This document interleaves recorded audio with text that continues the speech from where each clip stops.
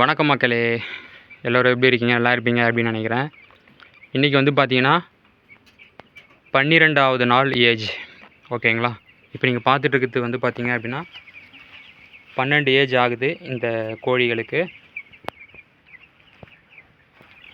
So already நம்ம வந்து பார்த்தீங்கன்னா கண்டினியூஸாக வந்து வீடியோ பண்ணிகிட்ருக்கோம். ஸோ இன்றைக்கி வந்து நம்ம என்ன பண்ண போகிறோம், என்ன காமிக்க போகிறோம் அப்படின்னா, கோழிக்கு வந்து நம்ம உமி கலாரி விடுவோம் இல்லைங்களா?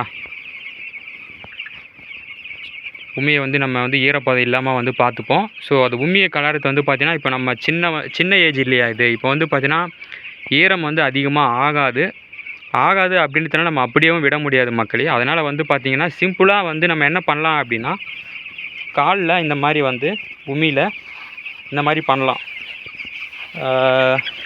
நெல் தொழுவாங்க இல்லையா? ஸோ அந்த மாதிரி வந்து தொழைக்கலாம் மக்களே. ஸோ இந்த மாதிரி நம்ம வந்து யூஸ் பண்ணிக்கலாம். உமியை வந்து இந்த மாதிரி நம்ம கலரி விட்டோம் அப்படின்னா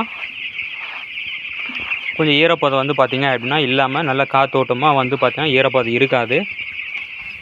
இது வந்து பார்த்திங்கன்னா ஒரு 20 ஏஜ் வரைக்கும் நம்ம தாராளமாக அதை யூஸ் பண்ணலாம். இந்த மாதிரி நீங்கள் சிம்பிளாக செப்பல் போட்டுக்குங்க. செப்பல் போட்டுக்கிட்டு இந்த மாதிரி நெல் தொழை விடுவாங்க இல்லையா? ஸோ அந்த மாதிரி சும்மா இந்த மாதிரி வந்து நம்ம தொழை விட்டுகிட்டே போனோம் அப்படின்னா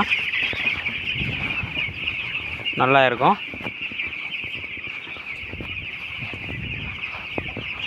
இந்த மாதிரி நீங்கள் வந்து யூஸ் பண்ணிக்கலாம்.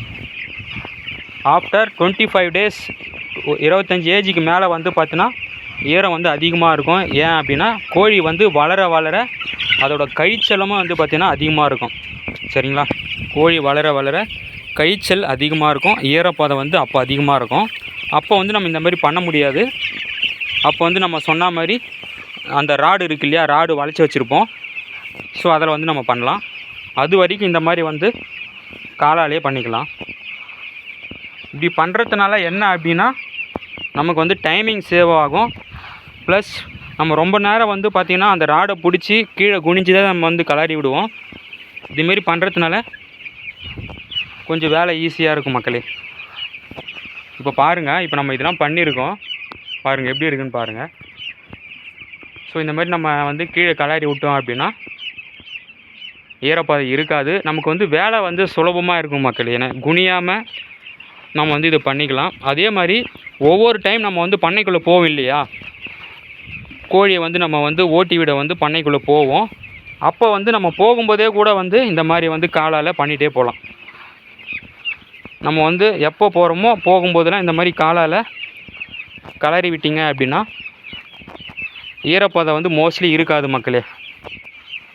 நம்ம இப்போத்துலேருந்தே நம்ம வந்து லைட்டாக கலரி விட்டோம் அப்படின்னா ஓரளவுக்கு வந்து பார்த்தோன்னா ஈரம் இல்லாமல் பார்த்துக்கலாம். ஈரம் இல்லாமல் பார்த்துக்கணும் அப்படின்னா நமக்கு வெயிட் வரும் மக்களே. எந்த அளவுக்கு நம்ம ஈரம் இல்லாமல் பார்த்துக்கிறோமோ அந்த அளவுக்கு நமக்கு வந்து வெயிட் வந்து வரும். கோழியுமே வந்து பார்த்தா நல்லா தெளிவாக இருக்கும்.